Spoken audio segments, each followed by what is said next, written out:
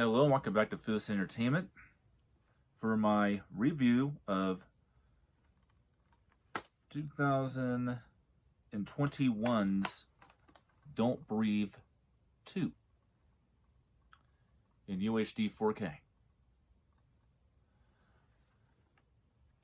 Well, what we'll talk about in this video, of course, is the plot synopsis of the movie, the rules opinion of the film, my own opinion of the film, and take a little bit of time to talk about the quality of the 4K Ultra HD Blu-ray disc, and end it with where I rank this on the 4-star rating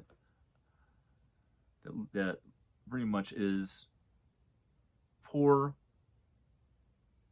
good, great, and perfect.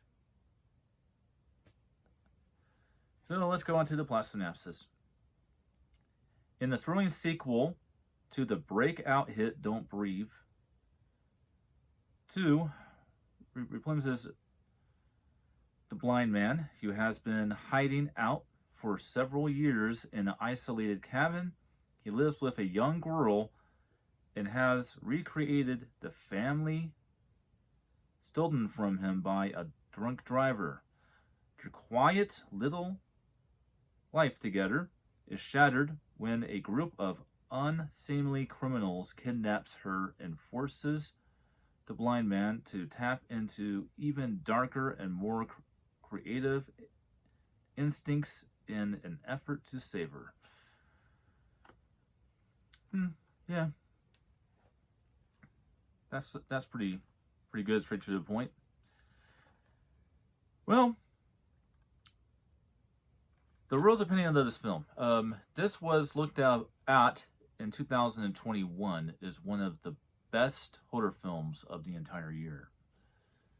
Now, I would say that Don't Breathe 2 from 2021 is even less of a horror film than 2016's Don't Breathe. But it definitely does have some horrific stuff and still does kind of classify itself as a horror film.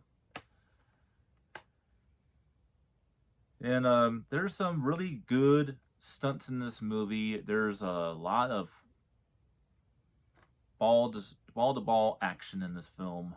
Some very gruesome, graphic violence in this film.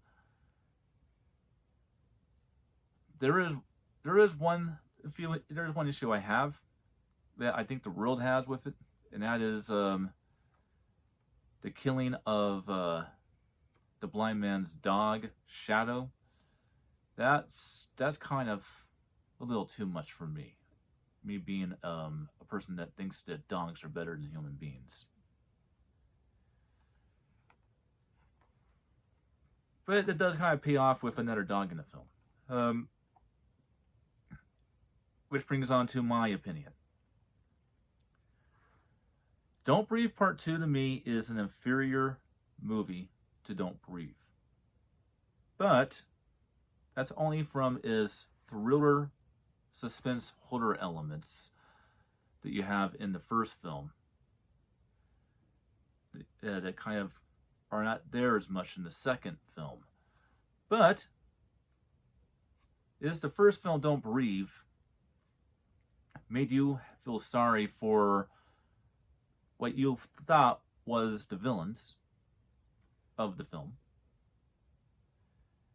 because who we thought was our innocent victim of the film, which is the blind man, turns out to be the bigger problem, the bigger villain. Don't Breathe 2 reverses that. This terrible, terrible man, which is the blind man, very diabolical, terrible, evil man. We root with him because in a lot of ways he's the good guy in this movie. The criminals are not. The criminals are just even worse. That takes a lot of talent to do that. And yeah, definitely did enjoy this film. Did I enjoy this film more than I thought I would enjoy this film? Yes, I did.